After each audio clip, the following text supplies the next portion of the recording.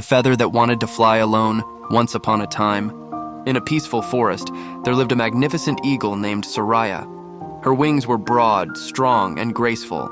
Every morning, she would soar through the sky with a group of other eagles, gliding over the treetops, rivers, and mountains. They flew together like one, every wing beat in harmony.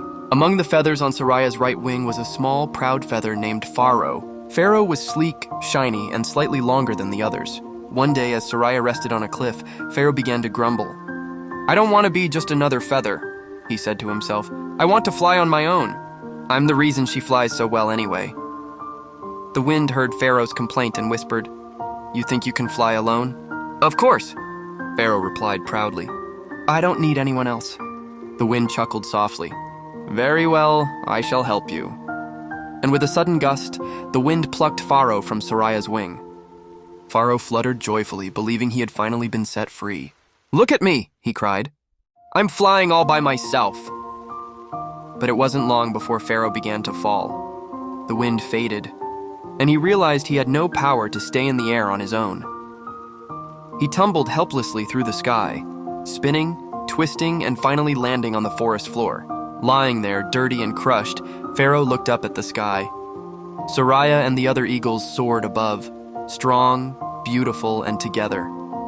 Without him, they still flew perfectly, Faro sighed. "I thought I was the one who made her fly." "I was wrong." Just then, a kind squirrel passed by and noticed the fallen feather. He picked Faro up gently and placed him on a soft patch of moss. "You okay, little feather?" the squirrel asked. "I thought I could fly alone," Faro whispered, "but I didn't understand.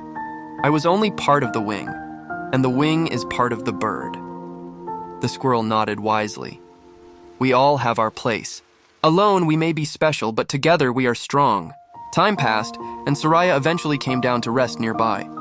She noticed Faro lying in the grass, weak and torn. With care, she picked him up in her beak and tucked him back into her wing. Faro felt warmth and belonging once more. From that day on, Faro never complained. He fluttered proudly with every flight, knowing he wasn't flying alone, and that made all the difference. A moral of the story: we may shine on our own, but we soar only when we rise together.